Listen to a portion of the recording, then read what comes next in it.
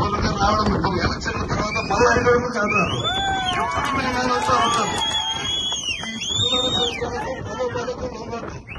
అశోక్ రెడ్డి నాయకత్వంలో తర్వాత జనసేన తెలుగుదేశం బీజేపీ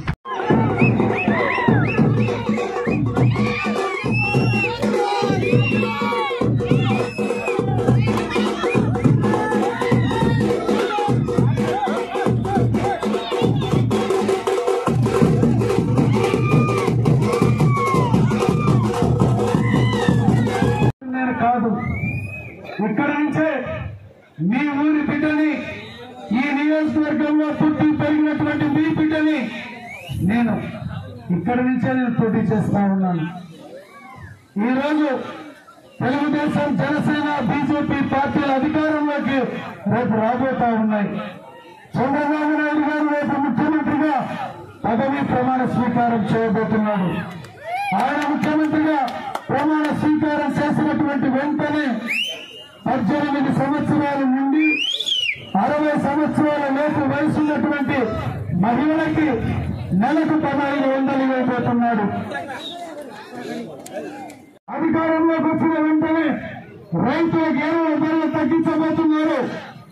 రేపు మన ప్రభుత్వం వచ్చిన వెంటనే వ్యవసాయ బోర్లకు మీటర్లు బిగించే విధానాన్ని రద్దు చేయబోతుందనేటువంటి విషయాన్ని ఈ సందర్భంగా నేను తెలియజేస్తా ఉన్నాను.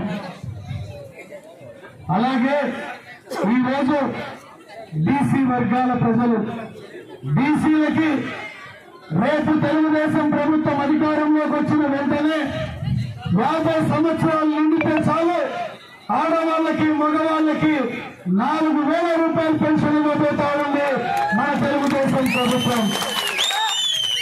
అలాగే బీసీ, ఎస్సీ, ఎస్టీ వర్గాల ప్రజలకి, మైనారిటీ వర్గాల ప్రజలకి ఆడపాప ఉండి ఆ పాపకి పెళ్లి చేస్తే 1,00,000 రూపాయలు పెళ్లి కానుక ఇవ్వబోతా ఉంది. ఎస్సీ వర్గాల ప్రజలకైతే తెలుగుదేశం ప్రభుత్వం అధికారంలో ఉన్నప్పుడు ఎంతో మేలు చేసింది. ఈ రోజు ఈ వైఎస్ఆర్ ప్రభుత్వం వచ్చిన వెంటనే మా ఎస్సీ వర్గాల ప్రజలు ఏమనుకున్నారంటే ఇది మా ప్రభుత్వం అధికారంలోకి వచ్చింది, మా వాడు ముఖ్యమంత్రి అయ్యారని సంతోషించారు. కానీ వారి సంతోషం ఎంతోసేపు నిలబడలేదు. అధికారంలోకి వచ్చిన తరువాత దళితుల మీద హత్యాచారాలు, హత్యలు ఈ రోజు ఎక్కువగా జరుగుతున్నాయి. ఇంతకు ముందు ఎన్నడూ జరిగిన విధంగా అంటే మా దళితులు ఈ రోజు అంటా ఉన్నారు ఇది దళితులకు మేలు చేసే ప్రభుత్వం కాదు, దళితులకు ద్రోహం చేస్తున్న ప్రభుత్వం అని ఈ రోజు మా ఎస్సీ, ఎస్టీ వర్గాల ప్రజలు వైఎస్ఆర్ ప్రభుత్వాన్ని అంటున్నారంటే ఇది ఒక్కసారి మీరు గమనించండి. పక్కనే 2019వ సంవత్సరంలో గిద్దలూరు ఎమ్మెల్యేగా గెలిచినటువంటి వ్యక్తి ఈ రోజు ఎక్కడున్నాడు? ఆయన ఎక్కడున్నాడమ్మా? మార్కాపురానికి ఆయన వెళ్ళిపోయాడు.